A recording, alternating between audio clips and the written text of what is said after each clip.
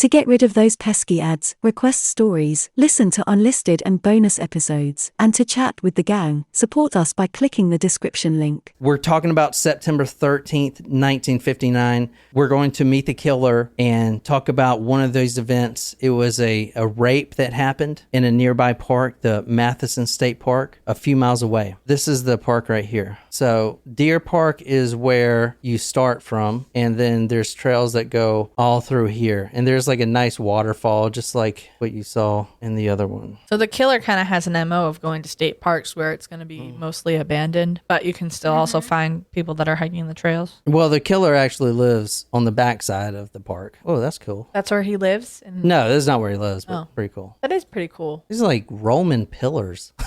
What the fuck? You see these pillars? Yeah. You know they have an exact replica of the Parthenon in Nashville? No. Yeah, I've been. I didn't go inside. What, is it all broken and shit? No. Because that would be the exact replica. The exact replica, is it all broken and crumbled? No. I always get the Parthenon and the Pantheon confused. Oh, there's two? Why do they sound the same? Isn't one in Rome and one in Greece? I've been to the one in Athens, for sure. The thing with the pillars? Yeah. And like it looked like the Temple of Zeus where... Parthenon and Pantheon, I think, are different things. Someone educate me. Parthenon. All right, September 13, 1959, a James Suppen picks up his date, Karen Jassen, Jasen. This is the first date, and he wants to take her to a very, very romantic setting. He wants to take her to the Matheson State Park, which is only less than 2 miles away from the Starved Rock Park. He wants to follow a trail down. He wants to go by the Deer Park River, and he wants to skip rocks with his new date. I love skipping rocks. Now, these are teenagers, okay? These are both teenagers. He picks her up. They get to the Deer Park entrance. It's still light outside. They walk for about 30 minutes. They come to a stream. They sit down on the edge of the stream. They're having fun. They pick up some rocks, and they start skipping rocks, and they're laughing, and then someone walks up. Then what happened? We came to the stream or river, and we were down there just throwing rocks in the water. Well, just before we got there, we heard gunshots in the woods. We never thought anything of it. We threw rocks for about 10 minutes. And this man came out of the woods. Well, what happened then? Well, he came down at us and asked us the time. And this is part of the MO. He asked the time. He asked, how do I get out of here? Is there any wild animals here? Anything to break the, to break the ice. It was, I told him about 6:30. Then we went back into the woods up the trail. We stood there for about 5 minutes, maybe a little more. We decided to go back up the trail to our car. We were walking up this path, and this guy came down the trail as we were walking up with a rifle. We walked right up to him. We thought it was all right. All right, so this is the actual testimony we're reading now. This man, which is the killer in the... this is before the murders. He stops this couple and says, stop or I'll shoot. He pulls some fishing line out of his back pocket, forces the girl to tie up the boyfriend's hands. Then what happened? Try to remember everything he said to you and what you said to him if you can. I know you're under a lot of stress right now, but it will help us if you can do that. He wanted to know if our parents were in the park with us. We told him yes. He wanted to know if Karen was my sister. I said no. He had her hands tied, and he made her stand up and took her away down the hill. Then the guy took off all her clothes except, he took her pants off. Then he lay her down, took her bra off, leaving her shirt on. All right, then what happened? He wanted to know if I had a t-shirt on. I said yes. He cut my t-shirt off and stuck some in my mouth and gagged me. He stuck some in Karen's mouth too. What did he take off her? All her clothes but her shirt and her red jacket. Then she started screaming when he done this. He told her, be quiet or I'll shoot you. And then he raped her. I mean, this is the same guy. All right, go on, then what happened? He told me to tie Jimmy's hands. And this is the testimony from Karen. He told me to tie Jimmy's hands. He handed me this fishing string. I tied him. I didn't tie him too tight or anything. I kept asking him if that was all right, and he said, go around and come in between them so that he couldn't get loose. I just tied some knots in them loose, and he didn't check them. Then he tied Jimmy's feet. I can't remember with what, though, whether it was the same string or not, but it must have been. Then he came over and tied my hands. So does that tell you anything about the women? The women were all tied with the exact same type of material, the exact same type of cord. This man was caught, and I'm going to show you who it was. But this girl was raped with her boyfriend there made to watch. He says, I'm not going to kill you if you comply. He takes him down this little hill. He makes the girl tie up her boyfriend's hands. He then separates the two, brings her further down the hill, and then rapes her. And then he says, don't move. I have a buddy that's coming in an hour and he'll untie you, which was a lie. The reason they got out is because she had freed her hands, but they actually go and tell the cops. And the cops, they do an investigation on this because these are two teenagers who are claiming rape. The cops interviewed a nearby maintenance man who was working at the park at the time. He said the most likely suspect is this guy named Chester Otto Weger. And this is him right here. You know what they say about guys named Chester? What? No, I don't. You don't know that nickname? Can you describe this guy? He's not a bad looking guy, but he doesn't look kind either. He has kind of like squinty eyes. Can you go back, please? Is he former military? Oh, very nice. Yeah? How did you know that? The haircut. I mean, it's long, but I That says a style in the 60s, though. I didn't think military. You got it, man. Would you recognize a face like that if that man raped you? And then remember, he is not covering his face or anything. He has a double chin. That's kind of He's got a butt rare. chin. Yeah. So this maintenance man said, you need to go interview. That is a lip I do not trust. This maintenance man said you need to go interview Chester Otto Weger. The cops at the time, though, now this was half a year before the brutal slaying. The cops at the time, they took these teenagers, they make the boyfriend take a lie detector test, then they brushed it off as a made-up story. Karen goes back home and was teased throughout her high school career of lying about getting raped. She would be interviewed after the triple slayings, after the district attorney said, I'm going to solve this effing case. I'm going to do it myself. They interviewed her. They lined up several men in a lineup, with Otto Weger being one of them. When she saw this guy, Chester Otto Weger, she screamed. So that's if that tells you anything. Yeah, I mean, in 2020, he gets paroled. Okay, he spent 60 years in prison. This guy right here. Exclusive 83-year-old paroled for Starved Rock murders claims new DNA results prove his innocence. So this is Chester Weger. He spent 60 years in prison, and his attorney now is saying that there's new DNA evidence that's going to prove that he wasn't the killer. But he was a rapist of the other crimes. That is correct. So he's just saying he didn't murder these. He was paroled in 2020, 2 years ago. And the internet, for some reason, because it's full of idiots, they read headlines and they're really good at reading headlines. Yeah, but that's about it. But they don't do any research. So they think this guy's fucking innocent. But he is not. He is 100% not innocent. Lauren had a great reminder, but he confessed. He confessed 7 times. The same story. And the confessions, because the DA knew that this was going to happen, there were pictures taken before and after to show that he wasn't beaten.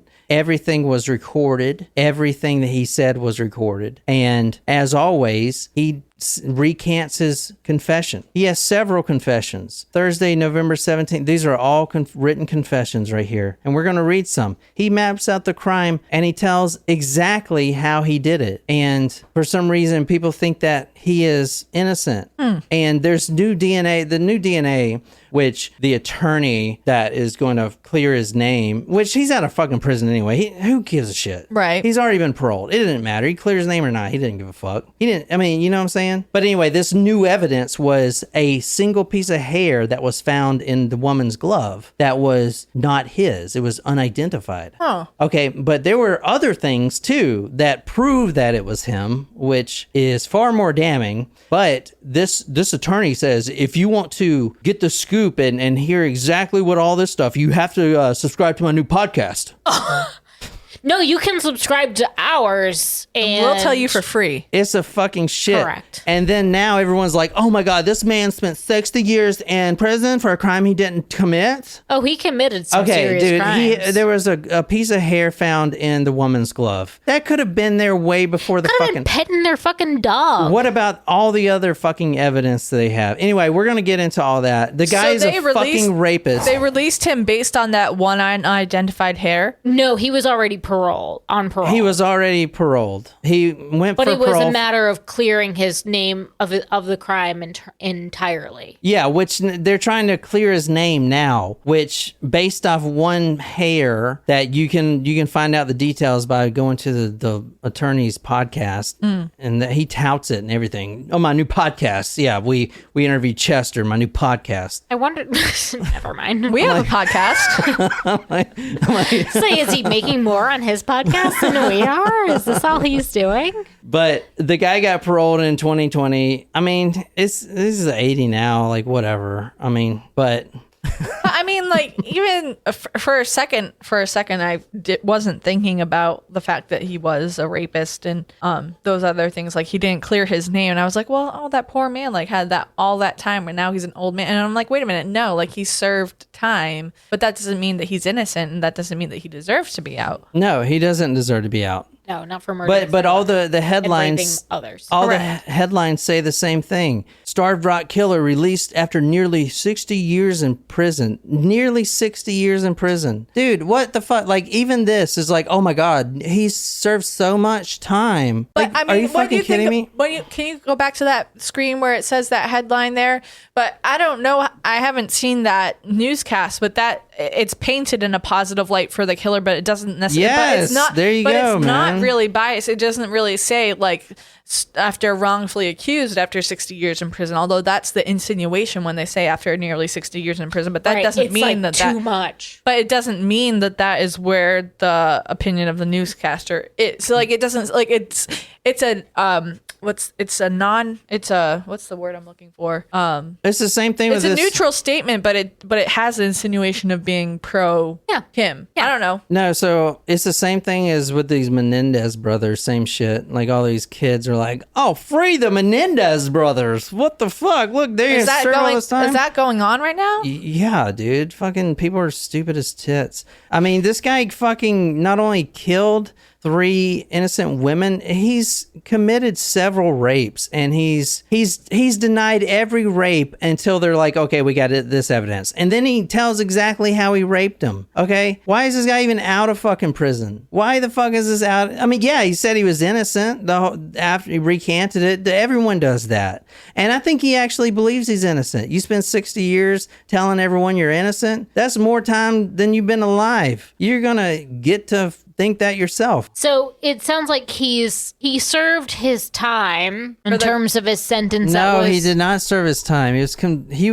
was put in prison for life. He just got paroled. How? Good behavior? Yeah, good behavior, I guess. I mean, I killed 3 people, but I'll never do it it's the again. I same promise. reason Is that what this It's is? the same reason they're releasing murderers for COVID. They don't want to give them COVID, so they release these mass murderers. So the like, this people. shit is not the first one that got released. No, but the people that killed other people don't deserve to get COVID. But what about the people that they killed? But he didn't. Okay, he's always said he didn't do it, even though he confessed to it, and all the evidence points to him. And people are so fucking stupid that they just think that Because he's an old man, he's innocent? basically. He may have gotten probation whether he was exonerated or not, and I think that's correct. So he was, because he had served so much time, like maybe it wasn't life without parole. It was like life with parole. But I And don't so- understand if you're convicted of killing 3 people, how you can get parole.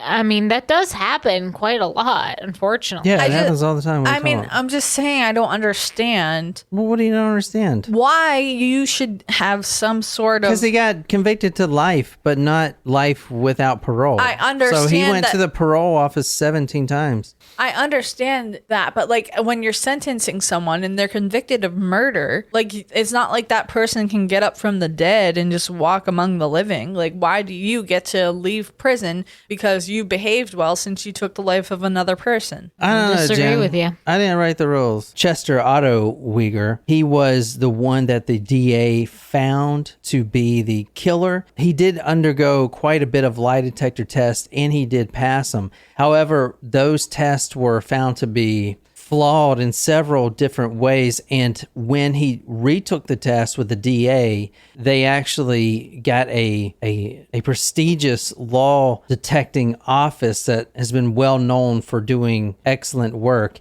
They actually brought Chester to get another lie detector, and he didn't fail it, but he was found purposely trying to fool the lie detector by flexing his bicep, is what they were saying, and he was trying to fool the test. So it was found inconclusive. When asked why he did that, he really didn't have any great excuse. Now, this guy, Chester, has 2 children at the time he was arrested, a girl of 3 years old and a boy of 1 year old. And he has a wife too. He has a pretty extensive history of rape and purse snatching already before the murders even happened. Didn't you say that there were the rapes that happened, but also purse snatching that happened around the time of the murders? Yeah. So, it fits his MO, but the murders are different than raping and purse snatching. Yeah, so the thing with the purse snatching is there was no sperm found in the victims, the 3 women. However, they were staged to look like they were raped. And he actually drugged them into the cave and staged them that way. He ripped their panties up and made it look like they were raped. However, there was no sperm. So we do know that the reason there was no sperm in there is because he didn't start out with that motive. He basically wanted to steal what they had, and then things got out of control. Either way, he did kill these 3 women. I don't think he knew at that time he was going to kill them. He thought he was just going to snatch some stuff, that camera she was holding, those nice binoculars, whatever, and then run away. However, things didn't go that way. At the end of the day, he did kill 3 women, okay? And he's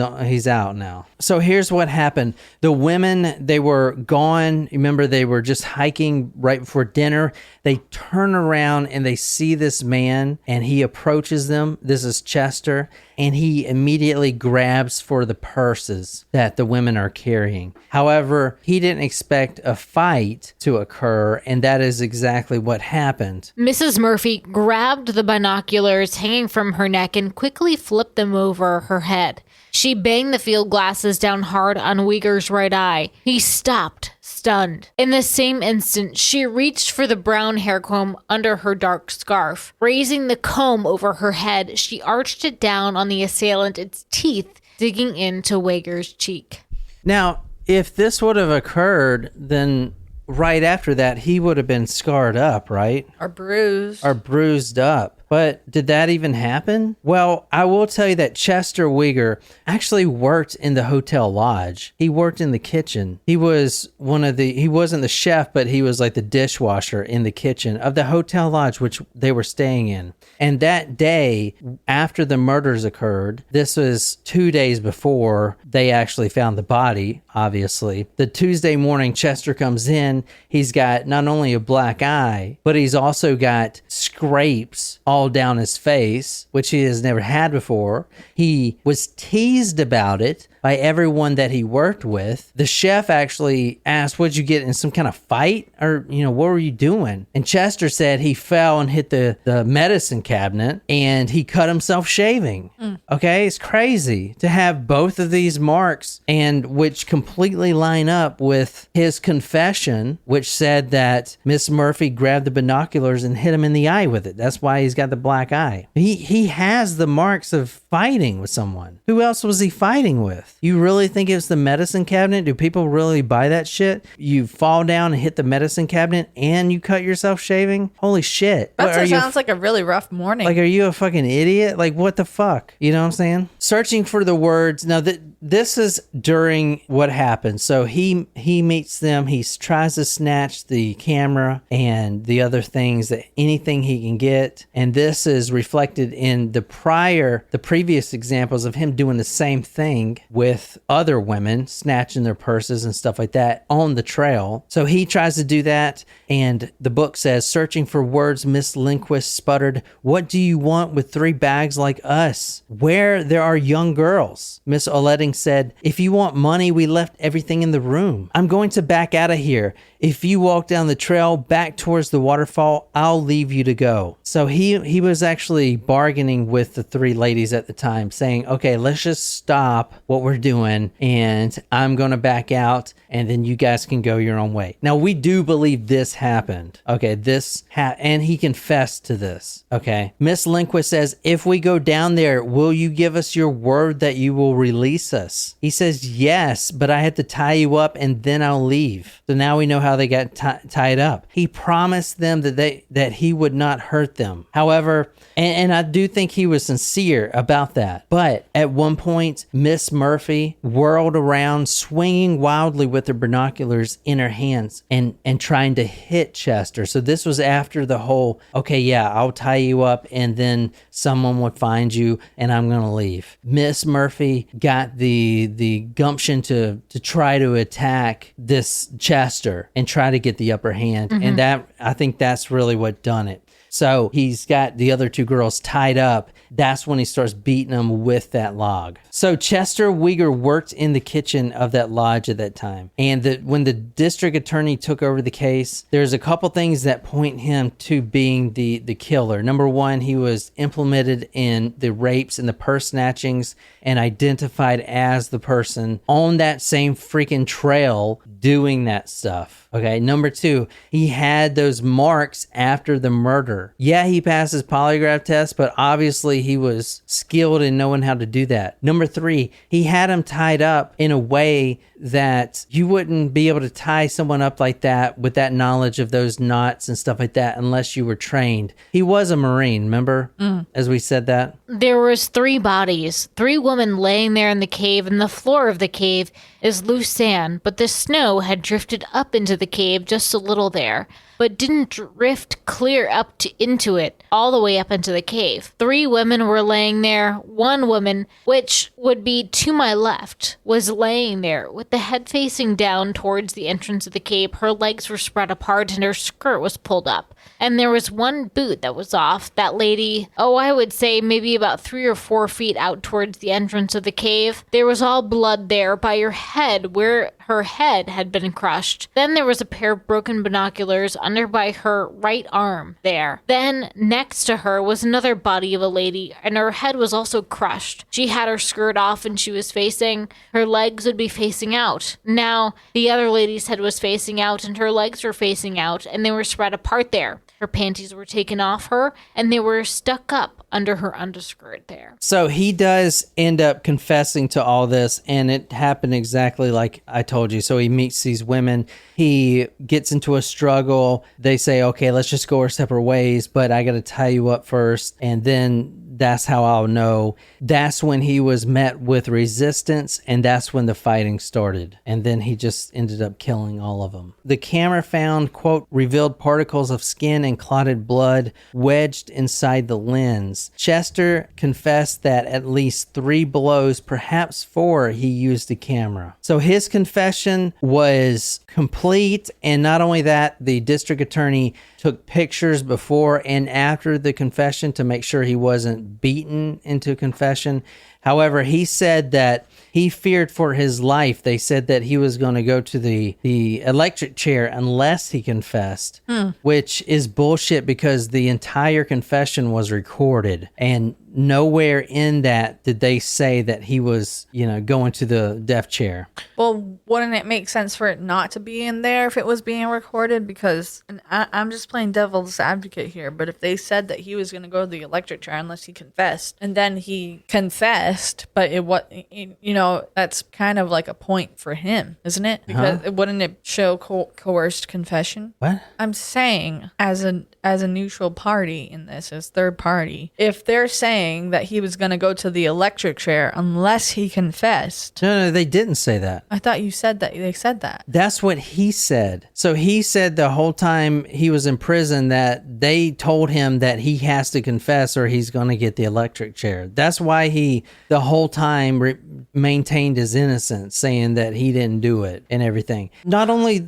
was his confession complete, but he actually confessed several times and to different parties. parties. Okay, not just the police that one time, but to a lot of different parties, including the media. He confessed at least 7 different times. He told his wife and his children that he did it. And I mean, his confession is right here. Was it consistent? Yes, not only is it consistent, but it explains things that they didn't know before, like the log being frozen, the reason why they look like rape victims, but they weren't raped. Well, because it was a robbery and he tried to make it look like rape. Stuff like that. It explained perfectly. Not only that, the fishing line that he used was actually butcher's rope that was only available in the kitchen and where Chester worked. Okay, so this is one of the things. And like, if you ever watched Forensic Files, they actually sent that twine. It was twine. They sent it to the manufacturer that makes that twine,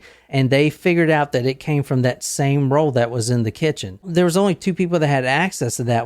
That was the chef and Chester. That was the only 2 people that had access to that rope. So I mean, that specific rope strain. Yeah. So stuff like that. I mean, there's it's obvious that he did it, you know? Plus he confessed to everything. I seen a club sticking out from a bunch of brush, and I picked up the club and I lost my head. I hit her with it. And then they ask him where he picks it up, yada, yada, yada. He tells exactly where it was found. Where did she fall? Right where I hit her. How far was that from the cave? Right there where I found the club. During the confession, he took a deep breath and inhaled a cigarette. I turned around and looked at the woman I hit, and she was laying there still. I thought I killed her. She had her eyes closed, and the next thing I knew, this other woman was hitting me and everything. She kept hitting me. I had this club in my hand, and I hit her. I mean, it's all here exactly how it happened. She then got back up. She was the one with, I think, the binoculars. I kept hitting her. I felt these other 2 women's pulse. Both of them were dead. I killed them. I had to kill this other woman. So she actually chased the 3rd one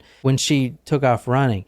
I mean, stuff like this, dude, it's not a coerced confession. The police didn't even know what happened. They thought they were raped. He's the one that provided that they weren't raped. I just made it look like a rape. You know what I'm saying? Yeah. Like, what the fuck? And he says, where did you kill Mrs. Murphy? I'm pretty sure, because I remember I killed these 2 and I am positive of that. I think I killed this other woman there, but I started to come back, and when I was coming back, these here Piper Cubs from Starved Rock were flying over the police plane, the red and white one. That is very important, because it wasn't the Piper Club, but it was a red and white plane, and the district attorney sent his detective, and they proved that there was a red and white plane that flew over.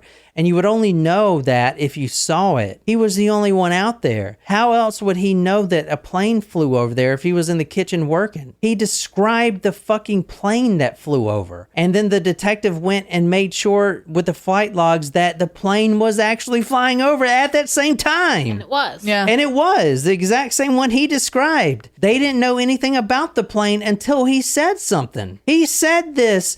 There was a plane flying over. I think it was the Piper Cubs from Starved Rock. I mean, it was a regular, whatever. It wasn't the Piper Cubs, I remember, but it was a red and white plane that flew over, because the detectives went and checked the logs. And sure enough, a red and white plane, exactly how he described it, flew over at exactly when he said it flew over. How the fuck would he know that if he's in the damn kitchen? Right. He wasn't. He was out fucking killing these women. Yeah. They only went to check the flight logs because he mentioned the fucking plane. Isn't that nuts?